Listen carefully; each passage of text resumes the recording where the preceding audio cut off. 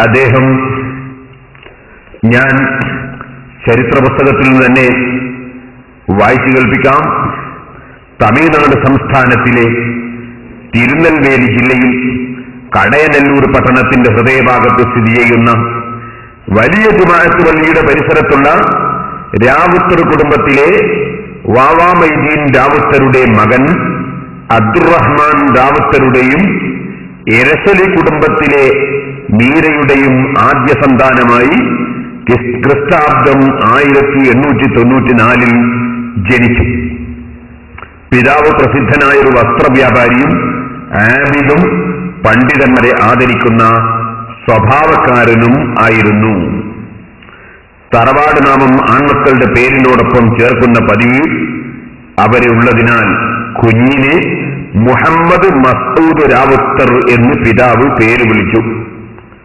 ഈ വ്യക്തിയാണ് വാസ്തവത്തിൽ ഓച്ചിറോപ്പാപ്പ എന്ന പേരിൽ അറിയപ്പെടുന്ന ആള്.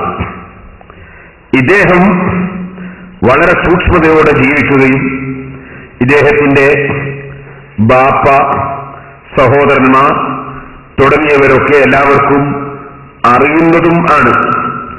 ഇതിന്റെ 13ാമത്തെ പേജിൽ അദ്ദേഹത്തിന്റെ സഹോദരന്മാരുടെ പേര് കാണാം. അബ്ദുൽ ഖാദർ രാവുത്തർ, ഷെയ്ഖ് ഫരീദ് രാവുത്തർ, മുഹീദ്ദീൻ പിച്ച രാവുത്തർ, ഷെയ്ഖ് ഉസ്മാൻ രാവുത്തർ എന്നിവർ സഹോദരന്മാരും അതുപോലെ നാഗൂരമ്മാൾ, സയ്യിദമ്മാൾ, അലീമ ബീവി, ആമിന ബീവി, മീരാ ബീവി എന്നിവർ സഹോദരിമാരും. തമിഴ്നാട്ടിലെ ആളുകൾ ഇട്ട അവരുടെ ഈ പറഞ്ഞ വ്യക്തിയുടെ സഹോദരിമാരുടെ പേരുകളും സഹോദരന്മാരുടെ പേരുകളുമാണ്. ഇദ്ദേഹത്തിന്റെ കല്യാണം നടന്നത് ഈ പുസ്തകത്തിൽ തന്നെ വിവാഹം മുഹമ്മദ് മസൂദ് രാവുത്തർക്ക് 34 വയസ്സ് കഴിഞ്ഞു. ഒരു ദിവസം മാതാവ് മകനെ വിളിച്ചു പറഞ്ഞു, വീട്ടിലുണ്ടായിരുന്ന പെൺകുട്ടികളെ നാം വിവാഹം കഴിച്ചവരുടെ ഭർത്തൃഗൃഹത്തിലേക്ക് അയച്ചു. ഇനി എന്നെ സഹായിക്കാനും സംരക്ഷിക്കാനും ആരെങ്കിലും വേണ്ടേ? കാര്യത്തിന്റെ ഗൗരവം മനസ്സിലാക്കിയ മകൻ ഉമ്മയോട് പറഞ്ഞു, നിങ്ങൾ വിഷമിക്കേണ്ടതില്ല, അനുയോജ്യയായ ഒരു പെൺകുട്ടിയെ നിങ്ങൾ തന്നെ നോക്കുന്നതാണ് നല്ലത്, ഞാനതിൽ തൃപ്തനായിരിക്കും.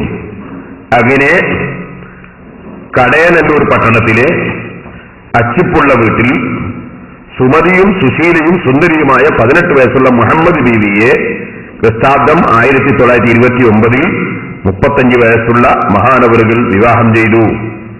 അങ്ങനെ അദ്ദേഹത്തിന്റെ ഭാര്യയുടെ പേരും കല്യാണം കഴിഞ്ഞ ഡേറ്റും സഹോദരിമാരുടെ പേരും ബാപ്പമ്മയുടെ പേരും കുടുംബങ്ങളുടെ പേരും എല്ലാം വ്യക്തമായി രേഖയുള്ള ഒരു മുസ്ലിം, ആ മുസ്ലിം അദ്ദേഹത്തെ സംബന്ധിച്ച് പരിചയമുള്ള അദ്ദേഹവുമായി ബന്ധപ്പെട്ട ആളുകൾ അദ്ദേഹം കുറെ കാലം ആബിദും ഇബാദത്തിലും മറ്റുമായി ജീവിച്ചതിന് ശേഷം അദ്ദേഹം പിന്നീട് കച്ചവടങ്ങളൊക്കെ വിട്ട് അദ്ദേഹം ഭൗതിക ജീവിതം കൈയൊഴിച്ച് ഇറങ്ങിപ്പുറപ്പെട്ട് അങ്ങനെ അദ്ദേഹം പിന്നീട് ഒരു മജ്ദൂബിന്റെ ശൈലിയിൽ ജീവിക്കുന്നത് കണ്ടപ്പോൾ അദ്ദേഹത്തെ പരിചയമുള്ളവർ ഒരു മജ്ദൂബായി മനസ്സിലാക്കി. ആ മജ്ദൂബായ വ്യക്തിയാണ് ഓച്ചിറോപ്പാപ്പ എന്ന പേരിൽ അറിയപ്പെടുന്നത്. അദ്ദേഹം ജീവിച്ച നാട്ടുകാരാണ് അദ്ദേഹത്തിന് മഖ്ബർ ഉണ്ടാക്കിയത്.